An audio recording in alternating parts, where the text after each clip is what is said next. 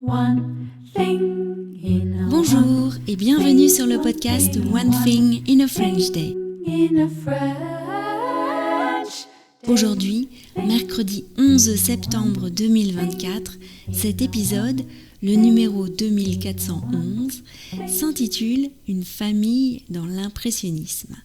J'espère que vous allez bien et que vous êtes de bonne humeur.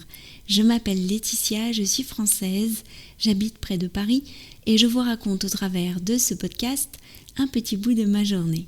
Vous pouvez vous abonner pour recevoir le transcript, le texte de l'épisode qui est envoyé par email à chaque fois qu'un épisode est mis en ligne.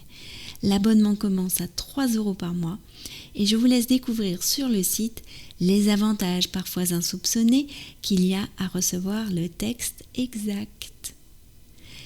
Une famille dans l'impressionnisme. Nous en étions restés lundi au fait que j'avais retrouvé un épisode dans lequel je parlais du peintre Augustin Rouart, mais aussi du livre de son petit-fils, l'académicien Jean-Marie Rouart. Géraldine et moi partons demain en Normandie, je croise les doigts pour la météo. Et maintenant, retournons en 2016. Une famille dans l'impressionnisme. La semaine dernière, j'ai fait du rangement dans nos livres. Chez nous, ranger les livres, c'est un peu comme dans le mythe de Sisyphe. C'est une tâche qui ne se termine jamais. J'ai sorti d'un coin un sac de livres non encore triés.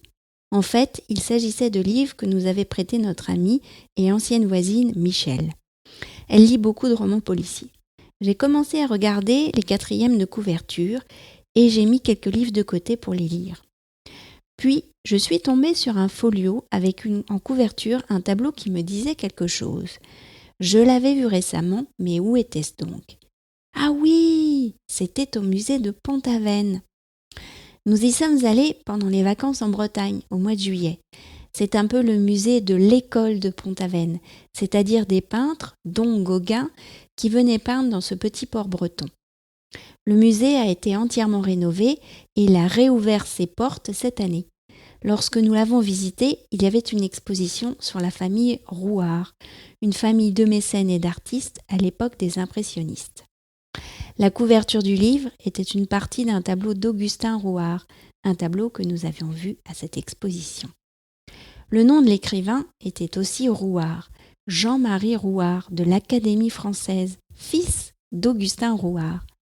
Assise par terre, j'ai lu la 4e de couverture de ce livre intitulé « Une jeunesse à l'ombre de la lumière ». Le texte commençait ainsi. C'est le récit autobiographique d'un jeune homme allergique à la peinture et vivant au milieu des tableaux de Manet, Berthe Morisot, Degas. J'ai entamé la lecture du livre immédiatement et dès les premières lignes, le style m'a plu. Le début du livre se passe à Venise. Le narrateur est sur les traces d'un peintre du 19e siècle, Léopold de Robert. Et page 20, il fait mention d'Élisabeth d'Autriche. Tiens, encore une fois, ai-je pensé. En effet, il m'est arrivé de croiser l'impératrice plusieurs fois de manière inattendue dans les livres. J'aime bien quand un livre est fait de ce genre de croisement. Tout d'abord la couverture du livre, puis ici, je me demande quelle sera la suite. En relisant l'épisode, je me suis aperçue que je parlais du rangement des livres. C'est drôle parce que j'ai fait exactement la même chose il y a quelques jours. Il faudrait que je me replonge plus souvent dans les archives du podcast et aussi que je note une bonne fois pour toutes que je connais Augustin Rouart, un peintre qui n'est pas méconnu sur les ondes de ce podcast. One Thing in a French Day, c'est fini pour aujourd'hui. Je vous retrouve vendredi pour un nouvel épisode du podcast. À bientôt, au revoir. One thing in a French day.